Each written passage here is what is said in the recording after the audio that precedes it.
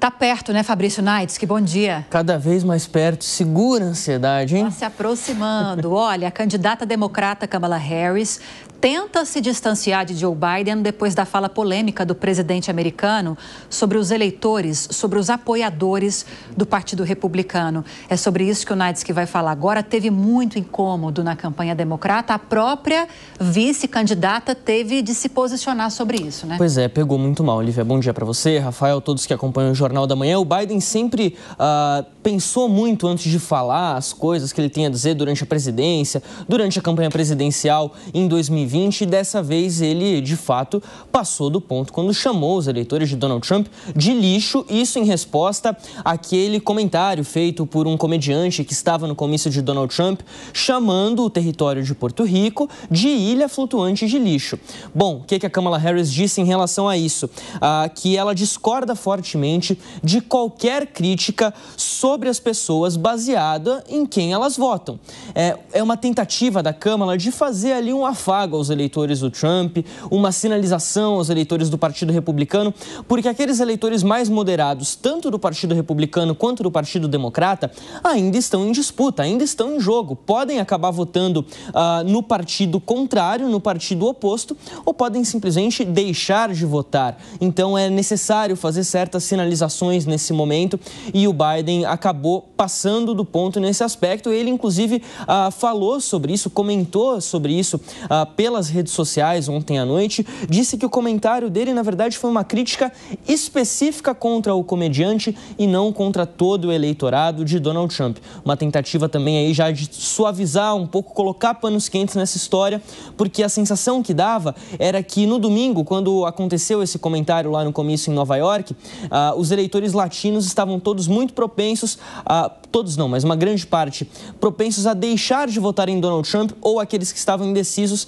em votar em Kamala Harris. E aí essa fala do Biden acabou equilibrando novamente as coisas, um deslize que o Partido Democrata não pode se dar o luxo de cometer diante de uma eleição tão apertada, né, Lívia? É um momento difícil para isso acontecer. Agora, Fabrício, como é que estão as expectativas para a divulgação dos resultados da eleição? Eles devem sair na mesma noite? Essa é a grande dúvida, porque quando a gente lembra de 2020, as eleições foram no dia 3 de novembro, mas o vencedor, o Biden, só foi anunciado no dia 7, depois da confirmação do resultado da Pensilvânia. Então foram 4 dias ali de muita agonia, o que acabou motivando aquelas acusações de fraude, de interferência. E aí a gente tem os 7 swing states aqui que vão ser decisivos, como a gente já tem dito ao longo de toda a programação. A gente tem um mapa aqui para explicar mais ou menos um por um como é que deve ser em cada estado. Vamos começar aqui pelo Arizona, que está aqui no cantinho da tela.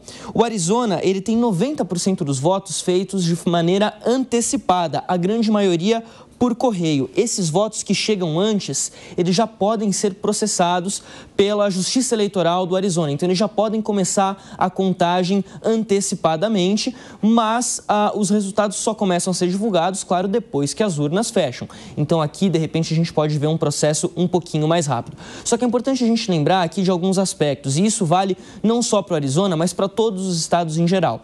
Os democratas têm mais força em áreas urbanas, nas grandes cidades americanas, enquanto os republicanos têm mais força no interior. Nas áreas urbanas, a contagem de votos é mais lenta, é mais demorada. Isso às vezes causa o que a gente chama de miragem vermelha ou miragem azul. Pela quantidade de pessoas, de população, seria a explicação? Também.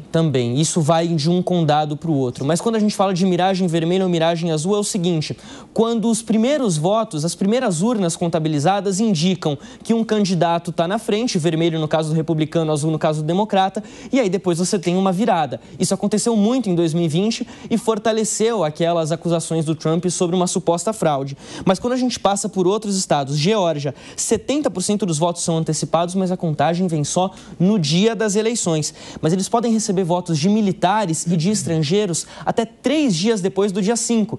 Então, numa eleição tão apertada, que às vezes um estado pode ser decidido por 10 mil votos, 5 mil votos, você tem que contar todos eles. E aí a gente pode pode ter um processo que se arrasta bastante. No Michigan, os votos começam a ser contados até 8 dias antes. Já estão sendo contados nesse momento. Na Carolina do Norte, eles têm um total de 10 dias para contar os votos a partir do dia 5 de novembro. Ou seja, a contagem pode ir até o dia 15, 2 semanas depois praticamente. Na Pensilvânia, os condados vão ter até meia-noite para falar o total de votos que eles receberam por correio.